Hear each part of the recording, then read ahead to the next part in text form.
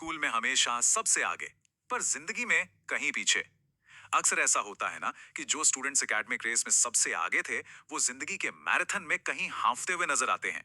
तो आज हम इसी टॉपर के विरोधाभास के पीछे की, कह सकते हैं, हैरान करने वाली सच्चाई को समझने वाले हैं। चलिए मिलकर सुलझाते हैं इस दिलचस्प पहेली को। याद है वो वायरल वीडियो, एक स्कूल टॉपर जो डोमिनोज में डिलीवरी कर रहा है। हाँ, माना कि वो वीडियो फेक था, पर उसने एक ऐसी दुखती रग पर हाथ रख दिया जो बिल्कुल असली है। ये उस बेचैन करने वाली सच्चाई को सामने लाता है कि स्कूल में चमकने वाले कितने ही सितारे जिंदगी के असली खेल में अपनी चमक को बनाए रखने के लिए स्ट्रगल करते हैं। तो आखिर ऐसा होता क्यों है? अच्छा, इसे समझने के लिए मिलते हैं आशी से। स्कूल में आशी का नाम ही काफी था, वो नंबर वन थी। पर आज आज उसे लगता है कि वो एक भीड़ में खो सी गई है, अपनी जगह तलाशने के लिए जूझ रही है। तो इस पूरे विश्लेषण में हम यही देखेंगे कि कैसे शुरुआती सफलता ही एक जाल बन जाती है। हम उस पहचान के संकट को भी समझेंगे जिसका कई लोग सामना करते हैं। और आखिर में ये जानेंगे कि इस पूरी तरह से नई दुनिया में कामयाब होने के लिए कॉन्फिडेंस वापस कैसे बनाया जाए।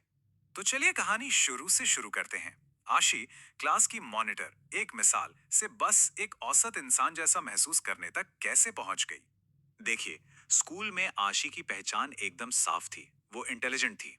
हर अच्छा ग्रेड, टीचर से मिली हर तारीफ, बस इसी पहचान को और मजबूत करती थी। कामयाबी कोई ऐसी चीज नहीं थी जिसके लिए उसे लड़ना पड़े। वो तो बस उसकी पहचान का हिस्सा थी। तारीफ तारीफ तो उसके लिए सांस लेने जितनी ही नेचुरल थी। लेकिन स्कूल के बाहर की दुनिया, वो तो एकदम अलग है। अचानक से आशी कोई खास नहीं रही। वो होनहार लोगों के समंदर में बस एक और बूंद बन के रह गई। कंपटीशन इतना ज्यादा है कि पहली बार औसत महसूस करना एक बहुत भारी और अनजाना सा एहसास बन गया है। तो ये इतना बड़ा बदलाव आया क्यों? क्योंकि आशी अब जिस दुनिया में है, वो स्कूल से बिल्कुल अलग है। यहाँ तो खेल के नियम ही पूरी तरह से बदल गए हैं। और ये फर्क कोई छोटा मोटा नहीं, जमीन आसमान का है। सोचिए, स्कूल एक छोटे से तालाब जैसा था, जहां आशीष सबसे बड़ी मछली थी। पर अब वो एक विशाल महासागर में है, जहां उसके जैसी लाखों बड़ी मछलियां पहले से ही तैर रही हैं। अब ये खेल अच्छे मार्क्स लाने का नहीं रहा। अब ये एलिमिनेशन का खेल है, जहां एक की जीत का मतलब अक्सर दूसरे की हार होता है। और दांव पर अब कोई ग्रेड्स नहीं लगे हैं, बल्कि पूरा करियर और भविष्य लगा है। और जब माहौल इतना ज्यादा बदल जाता है, तो इसका सीधा असर किसी के आत्मविश्वास पर पड़ता है। आशी से जैसे होनहार छात्र, वो एक तरह के पहचान के संकट से गुजरने लगते हैं। इसे कहते हैं आइडेंटिटी थ्रेट। ये तब होता है जब किसी की पहचान उनकी कामयाबियों से इतनी ज्यादा जुड़ जाती है कि हर छोटी मोटी नाकामी एक पर्सनल अटैक जैसी लगती है। ये सोच, मैंने एक टेस्ट में गलती की से बदलकर मैं ही एक गलती हूं बन जाती है। मतलब संघर्ष बाहरी दुनिया से निकलकर मन के अंदर की एक बुनियादी शंका बन जाता है।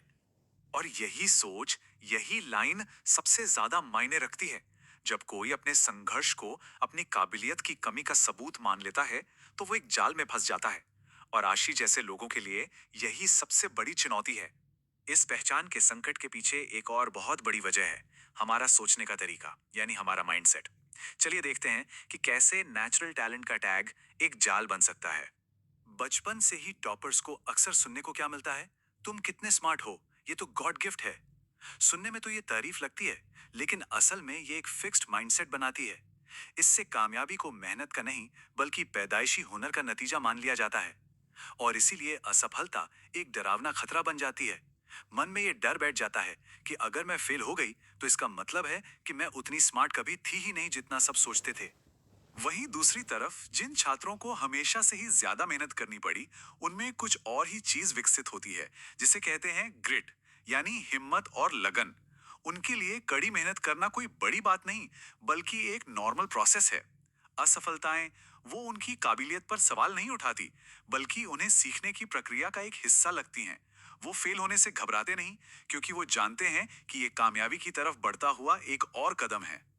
और ये याद रखना बहुत जरूरी है कि खुद पर शक करने का ऐसा पल हर किसी की जिंदगी में आता है। महाभारत के युद्ध क्षेत्र में महान योद्धा अर्जुन ने भी अपना धनुष नीचे रख दिया था। उनके हाथ कांप रहे थे।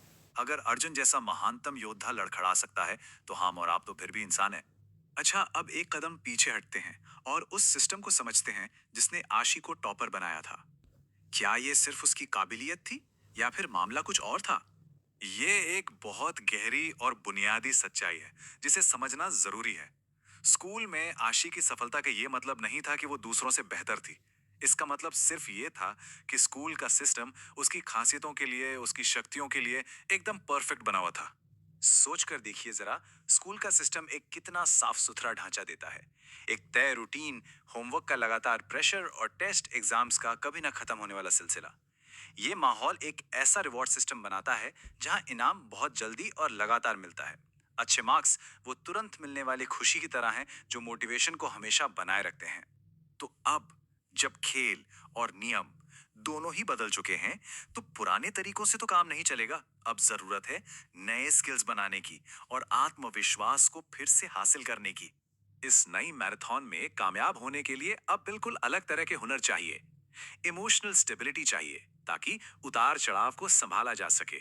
तुरंत इनाम की उम्मीद किए बिना लंबे लक्ष्यों के लिए काम करने की क्षमता चाहिए, जिसे डिलेड ग्रेटिफिकेशन कहते हैं। और शायद सबसे जरूरी, बिना किसी की तारीफ के भी आगे बढ़ते रहने का लचीलापन और अनिश्चितता को अपनाने की हिम्मत। तो सवाल यह है कि आगे का रास्ता क्या है। देखिए, सबसे पहला स्टेप तो है ये मानना कि पुराने नियम अब काम नहीं करेंगे। दूसरा, खुद को डिलेड ग्रेटिफिकेशन के लिए तैयार करना होगा। मतलब तुरंत मिलने वाले रिजल्ट्स की आदत छोड़कर सफर में खुशी ढूंढना सीखना होगा। तीसरा स्टेप, फेलियर को एक फैसले की तरह नहीं बल्कि एक जरूरी फीडबैक की तरह देखना। और आखिर में अपना खुद का एक रिवॉर्ड सिस्टम बनाना। छोटे छोटे टारगेट पूरे होने पर खुद को इनाम देना जो हमें रास्ते पर बनाए रखे। और अंत में सबसे जरूरी बात, आशी जैसे टॉपर ने अपनी काबिलियत नहीं खोई है, सिर्फ रास्ता थोड़ा धुंधला हो गया है। वो क्षमता और वो कौशल आज भी वही हैं, बस एक नई क्लैरिटी, एक नई स्पष्टता की जरूरत है। और इसी के साथ हम आज का ये विश्लेषण एक गहरे सवाल पर खत्म करते हैं। किसी की पहचान आखिर किस चीज पर बनती है? गुजरी हुई कामयाबियों की एक लिस्ट पर, या फिर मुश्किलों का सामना करने और हर बार उठ खड़े होने की क्षमता पर? इसका जवाब शायद सब कुछ बदल सकता है।